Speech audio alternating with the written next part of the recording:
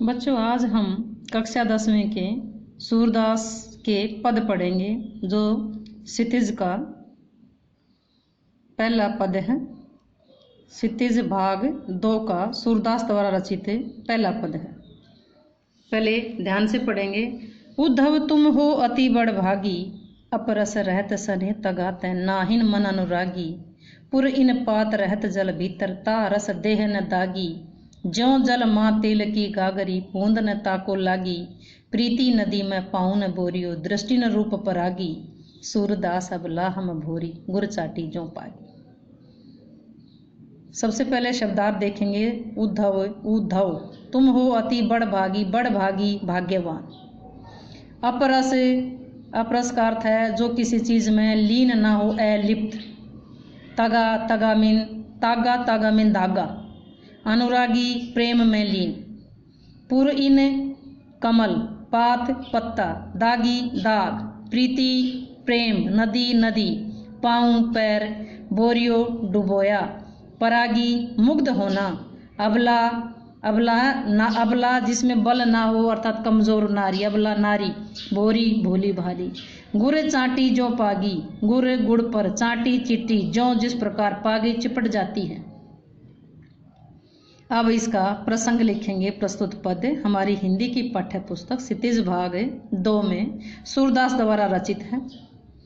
इसमें कवि गोपियों के माध्यम से, सूरदास जी गोपियों के माध्यम से उद्धव को उल्हाना देते हुए कहते हैं, व्यंग्य करती हैं गोपियां उद्धव पर। व्यंग्य करती हैं कि हे उद्धव, बड़ा आश्चर्य है, तुम तो बड़े भाग्यशाली हो। हे उद्धव, तुम तो बड़े भाग्यशाली हो, अर्थात बहुत अभागे हो कि कृष्ण के पास रहकर भी तुम पर प्रेम का कोई असर नहीं हुआ। हे उद्धव, तुम तो बड़े भाग्यशाली हो। अपरस रहत सने तगाते नाहिन मन अनुरागी, कि तुम, हे उद्धव, तुम तो बड़े भाग्यशाली हो। अपरस, अलिप्त रह गए, सने तगाते प्रेम रूपी बंधन से, कि तुम कृष्ण के पास रहकर भी कृष्ण के प्रेम रूपी बंधन से दूर रह गए।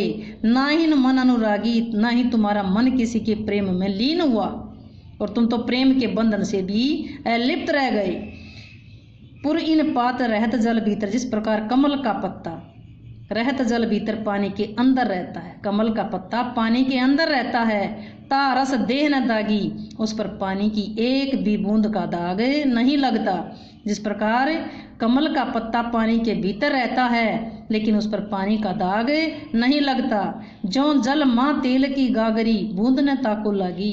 जिस प्रकार तेल लगी हुई चिकनी मटकी पर अगर उसको पानी में डुबोया जाए तो उस पर पानी की बूंद नहीं ठहरती, उसी प्रकार तुम कृष्ण के पास रहे लेकिन तुम पर कृष्ण का प्रेम नहीं, तुम कृष्ण के प्रेम में नहीं डूबे, कृष्ण के प्रेम में लीन नहीं हुए।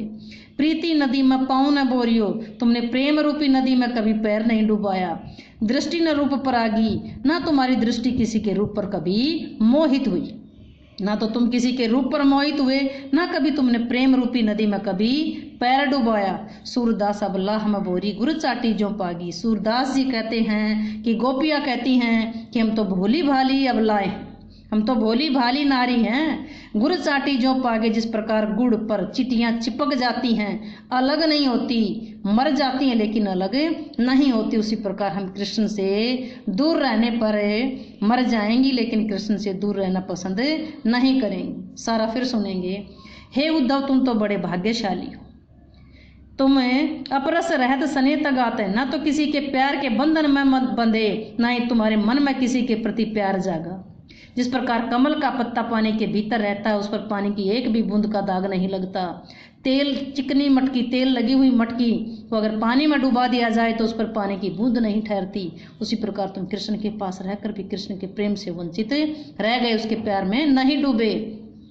तुमने ना तो कभी प्रेम रूपी नदी में पैर डुबोया, ना तुम्हारी दृष्टि किसी के रूप पर मोहित हुई। सूरदासी कहते हैं कि गोपियाँ कहती हैं कि हम तो भोली भाली अबला हैं, हमारी स्थिति तो उसी चींटी के समान है जो गुड़ पर चिपकी हुई हैं, उससे अलग होंगी तो मर जाएंगी, उसी प्रकार हम कृष्ण के बिना जीवित नहीं रह सकते।